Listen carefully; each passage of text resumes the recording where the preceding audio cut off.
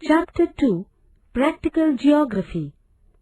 In the previous standards, we have studied the elements of a map such as conventional signs and symbols, scale, etc. In this chapter, we shall study an important element of a map, namely map projection. Map projection. The Earth is a three-dimensional body. However, while preparing maps, we have to represent it in the form of a two-dimensional figure. This is the main difficulty in preparing maps. One can overcome it through map projection. For this, the graticule, that is, the network of the imaginary lines of parallels and meridians, is used. The method of drawing the graticule on a flat piece of paper is called map projection. For different map projections, the graticule can be drawn using of mathematical or graphical procedures. The choice of a projection depends on the purpose of drawing a map and the size of the region. In a map, it is necessary to show accurately different aspects of a region such as its shape, area, distances, and directions. However, maintaining accuracy in all these in a single projection is difficult. Hence, in different projections, preference is given to different aspects. Figure 2.1 shows different shapes of paper placed on a globe. They are flat, conical, and cylindrical. The types of projection according to the shape of the paper are zenithal, conical, and cylindrical respectively. The flat paper can be positioned at the pole or the equator or any other location between these two. An image of the graticule can then be obtained on the flat paper with the help of light. Map projections can then be drawn using the image obtained on the paper. Try this. Take a round bamboo or plastic basket and place a lamp below it. Try to get the image of the basket's mesh on a piece of paper.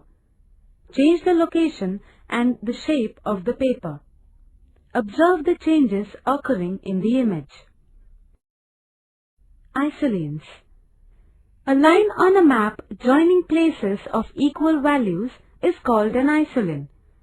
For studying a given geographical variable, such lines are drawn on a map considering the values of the variable.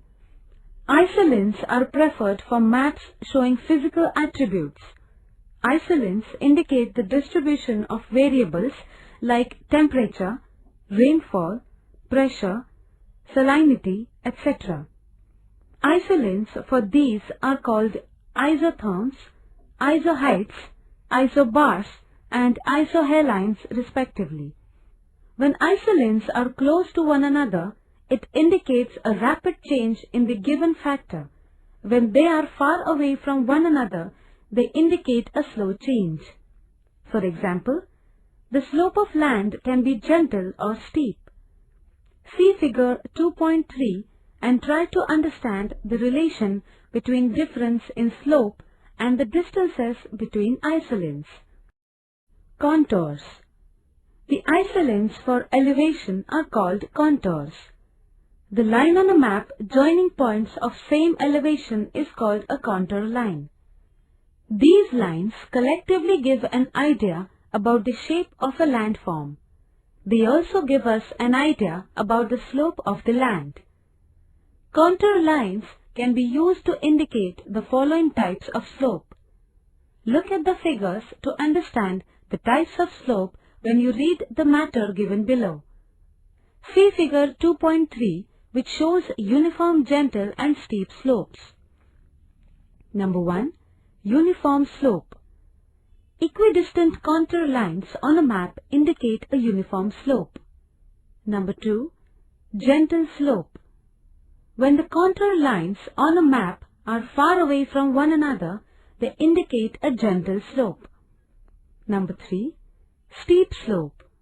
If the contour lines on a map are close to one another, the slope is steep. Number 4. Concave and convex slope.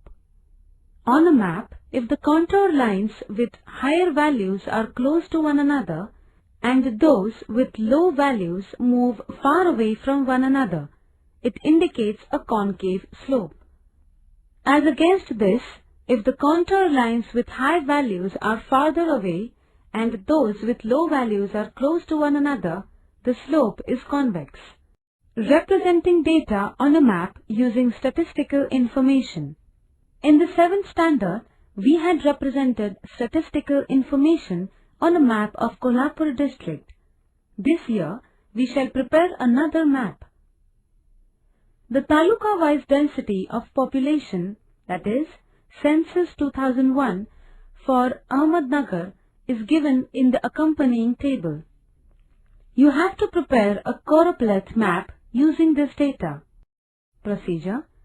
Consider the density of population of the different talukas in Ahmednagar district. Find the maximum and minimum values of the density of population. We can place the density values in the following 3 groups. Number 1, less than 200. Number 2, 200 to 400. And number 3, more than 400. Check the density of population of the talukas in the table alongside. Find the talukas that belong to the groups we have identified. You have to use 3 proper shades out of the 4 given below. Draw the district map given in figure 2.5 on a sheet of tracing paper. Use dark to faint shades for higher to lower density values.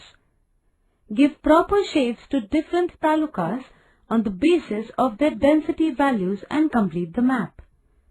Prepare an index and show the same in the map. This is how a choropleth map is prepared.